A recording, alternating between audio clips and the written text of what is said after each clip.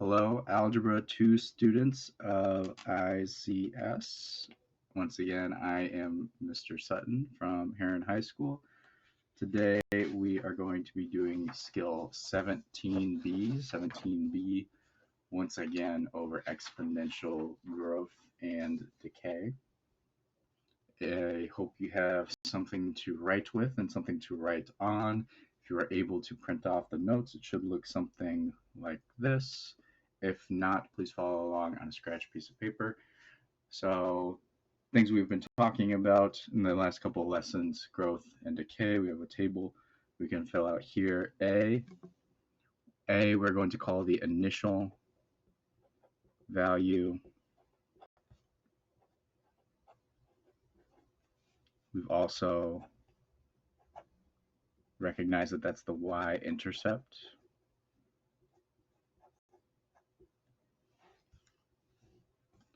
And that's going to be the same thing across growth and decay.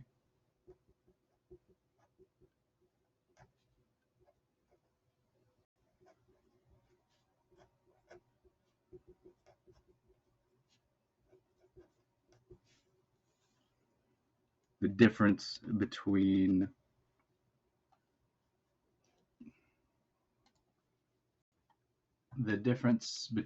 these is going to be the b value. When we have growth, we have a b value greater than 1. That is the growth factor.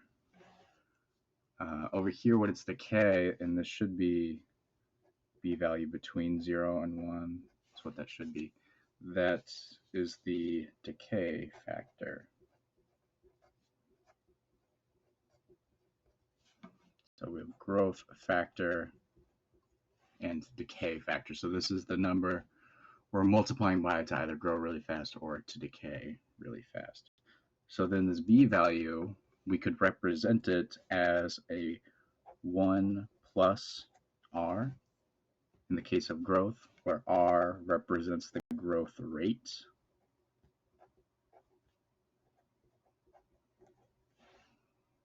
Or in the case of decay, we can represent it as 1 minus our r value, where r represents our decay rate.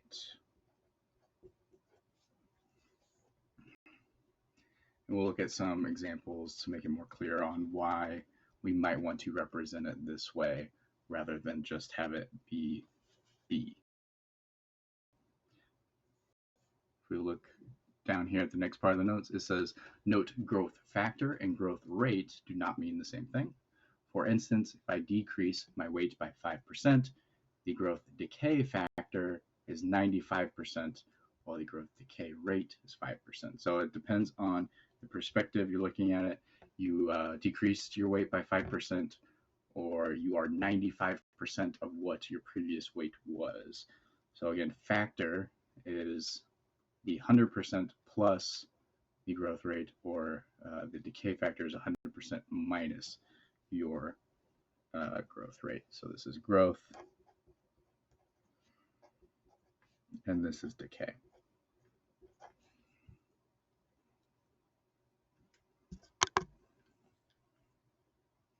So let's look at some of these examples down here. Here we have a b value that is greater than 1. So this is growth. Our initial value, our a value, is 3. It's also our y-intercept. So our growth factor, the b value that we're multiplying by, is 1.8, which is equal to, if I were to write it in this form, it would be 1 plus 0.8, meaning the r value here, the growth rate, is 0.8 or 8%. 80%, excuse me. 0.8 or 80%. We move the decimal over 2 places. Okay. So really it's growing by 80% each time. That's the growth rate. The growth factor is 1.8. If we look at example number 2, once again we have growth. This is larger than 1. This is growth. The initial value, the A value, is 2.1. It's our y-intercept. The growth factor is 1.04. That's what we're multiplying each previous value by. And to write that again in this form would be 1 plus 0.04. So that means that the rate is 0.04 or 4%. That is the rate that it is growing by. Okay. So make sure you have all of this information down correctly. Go back through that if you aren't understanding it, because next I would like for you on the back side of the notes is to try 3 through 6 on your own. These are going to be the U tries. I want you to try 3 through 6 on your own. Identify if you have growth or decay. Identify your initial value, and then your growth or decay factor, and then your growth or decay rate. So given the factor, you should be able to set it up as 1 either plus or minus R to figure out what the R value is, to figure out what the rate is.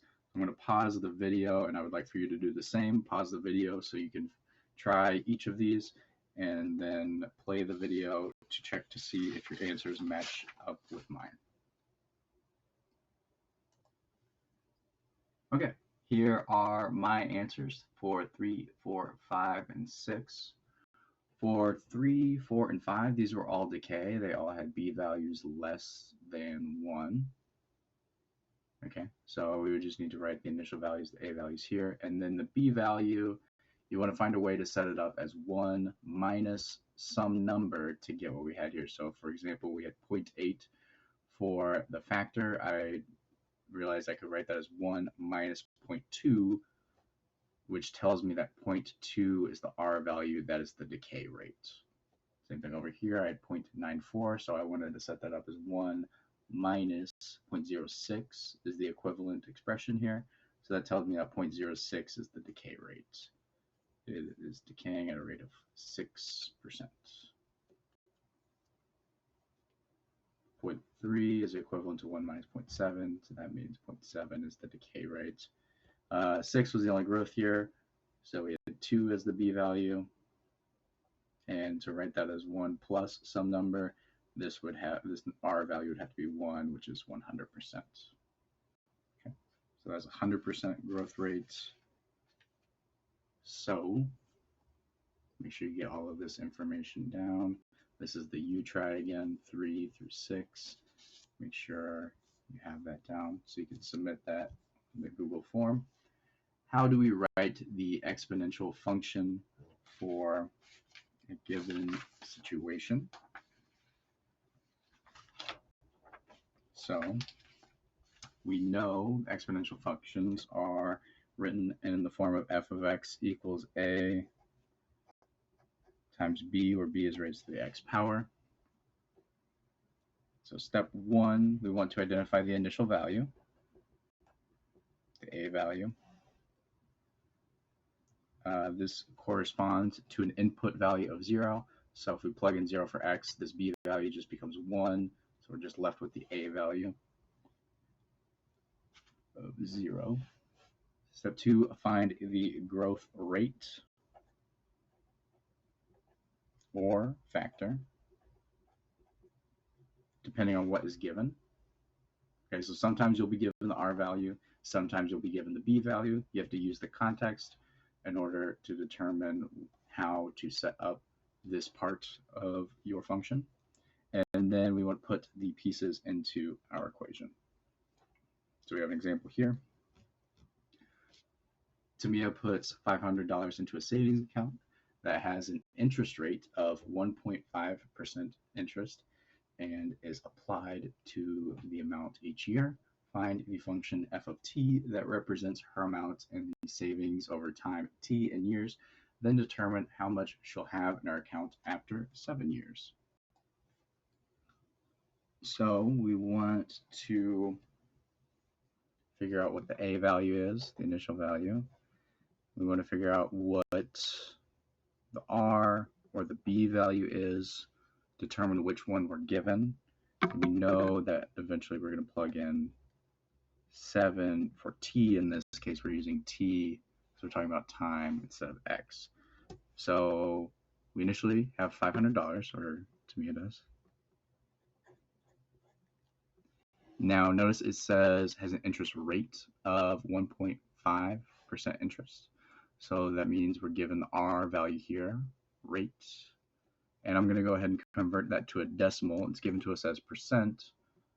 So to convert it to a decimal, we need to move the decimal 2 places to the left, 0.015, which means that the B value is 1 plus 0.015. Okay? Because this is an example of growth. So we have f of t is 500 multiplied by 1.015 raised to the t power. And then we can go ahead and plug in 7 because we're looking to see what's left in our account after 7 years.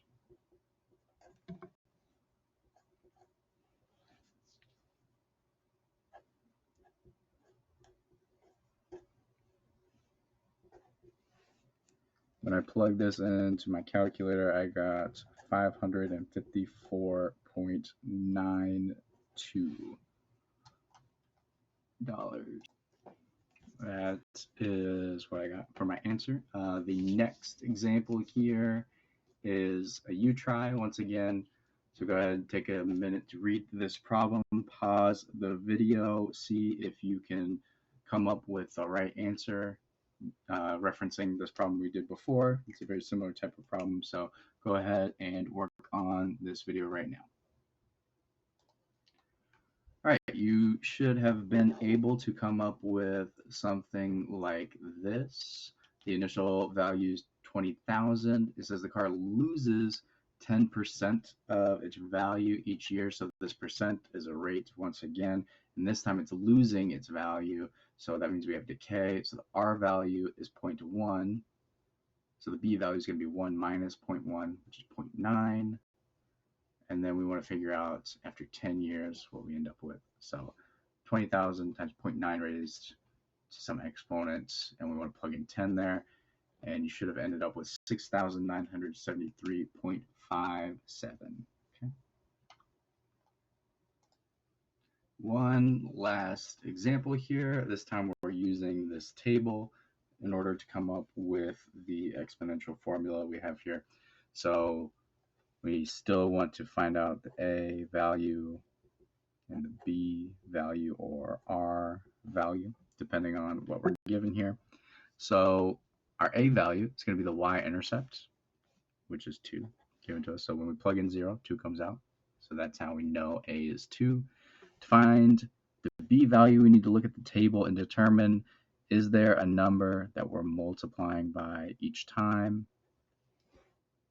And to me, it looks like 2 multiplied by 4 is 8, multiplied by 4 is 32, multiplied by 4 is 128. Looks like we do have a growth factor here. So since we're multiplying by the same number each time, that's a growth factor. So that's our B value, meaning R would have to be 3, right? We could do 1 plus 3. But we only need B to write this as a function. So f of x is A, which is 2, times B, which is 4, raised to the x power. All right? So that is how you would come up with a function given a table. You want to identify, is there some factor that I can recognize looking at the outputs of this table, and always look for your initial value. What happens when you plug in 0? Make sure you are submitting your U-tries in the Google form along with your IPs. If you have any questions about this, check out the office hours information on the right-hand side of the Haiku page. Hope you are staying well. Have a good day.